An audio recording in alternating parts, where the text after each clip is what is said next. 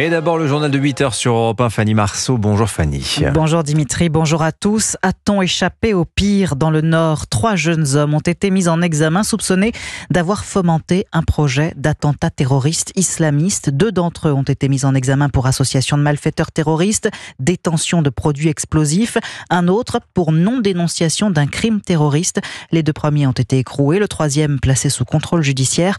Jean-Baptiste Marty, que sait-on du principal suspect ? Eh bien, il est âgé de 19 ans, connu des services de renseignement.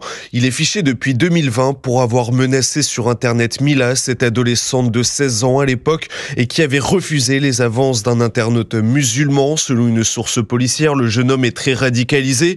Il passe notamment ses journées à regarder des vidéos de l'État islamique dans sa chambre de foyer pour jeunes.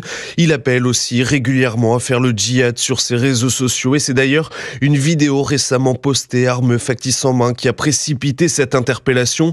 Chez lui, le raid a retrouvé une lettre d'allégeance à l'État islamique et du matériel pour fabriquer un gilet explosif. En revanche, pas de cible d'attaque précise. Plusieurs lieux griffonnés sur un bout de papier, comme un autre foyer pour jeunes ou un lieu de culte juif.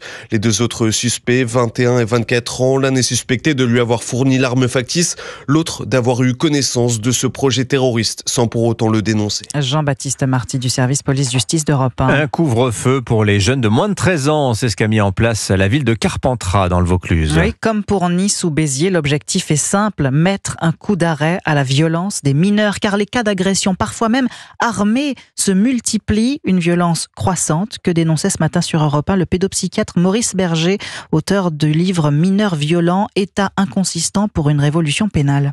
Je pense qu'elle est réellement, actuellement, irrécupérable. Et je pèse mes mots. C'est-à-dire que face à la violence des mineurs qui augmente en quantité, en gravité, en abaissement de l'âge sur tout le territoire, eh bien, face à cela, nous avons beaucoup trop de politiques, de juges, d'éducateurs qui refusent de regarder cette réalité pour des raisons idéologiques. Donc, le résultat, c'est qu'on propose des petites mesures et ce qui nous manque, c'est un véritable projet de société dont l'axe serait l'État doit protéger l'intégrité physique des citoyens. Je ne pense pas qu'on pourra progresser avec la composition actuelle de l'Assemblée nationale. Maurice Berger ce matin à 7h10 sur Europe 1. Interview complète à retrouver sur europe1.fr. L'actualité cette nuit, c'est également cet effondrement des places boursières asiatiques. Moins 10% à Taïwan, on est à moins 9% à Hong Kong, moins 7% à Tokyo. Conséquence du séisme économique de Donald Trump qui n'a pas fini de faire trembler les marchés, car la hausse samedi de 10% des droits de douane pour tout produit importé aux États-Unis va être suivie ce mercredi d'une autre secousse, d'autres surtaxes qui vont cibler notamment l'Union européenne. Bonjour Baptiste Morin. Bonjour Fanny, bonjour à tous. Chef du service économie d'Europe 1, faut-il craindre, Baptiste, le pire pour les bourses européennes ? Bien heureux celui qui saura prédire la suite de ces événements. La tendance ce matin, en tout cas, c'est une ouverture des bourses en Europe à la baisse, et notamment à Paris, autour de moins 2,5% attendu.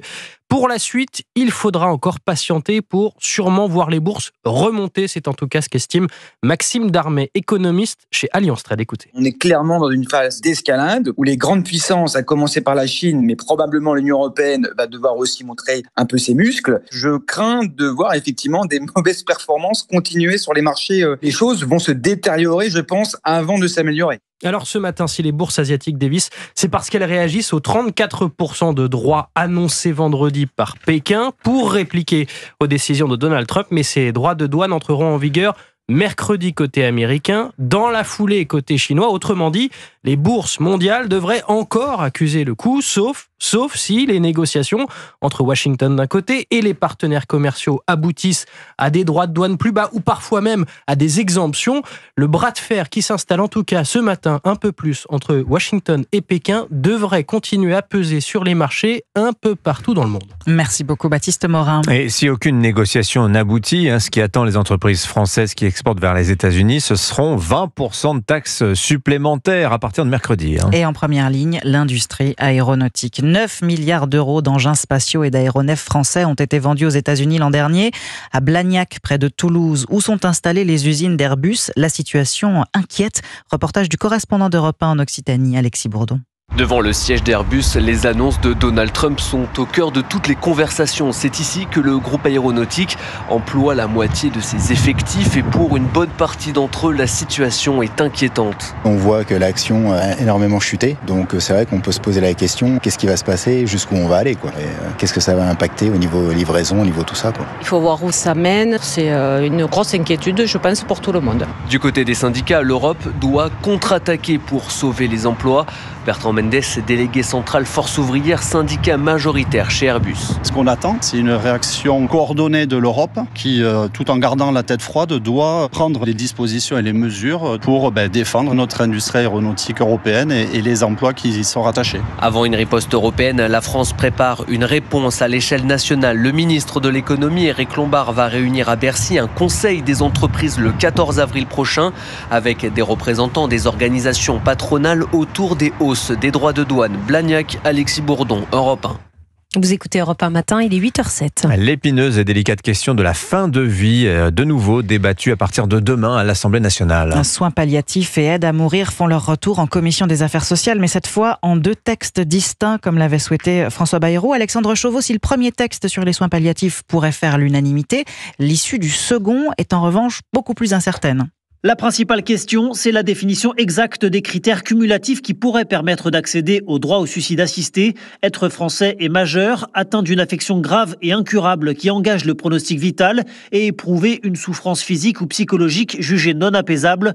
Enfin, le patient doit être capable de discernement. Autant de verrous qui seront débattus donc, auxquels il faut ajouter des propositions venant des partisans du texte. L'extension de l'aide à mourir aux mineurs par exemple, ou la possibilité d'y avoir recours même après une perte de discernement, des mesures qui alertent soignants et spécialistes de l'éthique. Dans un document dévoilé ce lundi par Le Figaro, un collectif notamment composé de scientifiques et de 2 anciens ministres de la Santé met en garde sur ce qui représenterait à leurs yeux une rupture anthropologique. Initialement prévu pour instaurer un accès à mourir sous certaines conditions strictes, le texte pourrait finalement aboutir, selon eux, à un accès quasiment illimité au suicide assisté. Alexandre Chauveau du service politique d'Europe 1. Allez, le football, après sa victoire samedi face à Angers 1-0, et un 13e titre de champion de Ligue 1 en poche, le PSG a encore une montagne à gravir. Elle s'appelle Aston Villa, 6e du championnat anglais. Prochain adversaire des Parisiens en Ligue des Champions mercredi, 21h au Parc des Princes. Match que les supporters du club de la capitale attendent avec impatience, persuadés que leur équipe peut encore aller très loin. Reportage Cyril de la Morinerie. Attablés autour d'un plateau d'huîtres sur un marché parisien, ces supporters célèbrent le nouveau titre du PSG, mais pensent surtout au match face à Aston Villa.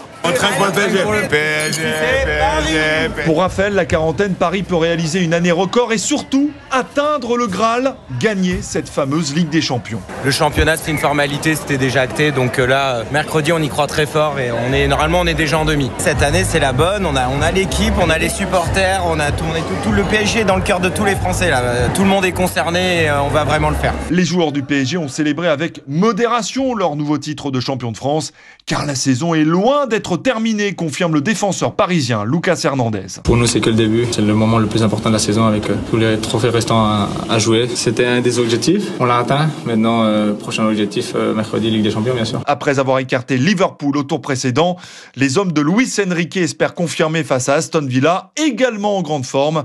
Les Anglais restent sur 7 victoires consécutives. Ce sera mercredi 21h. Cyril de la Morinerie. Merci beaucoup Fanny Marceau, c'était votre journal à la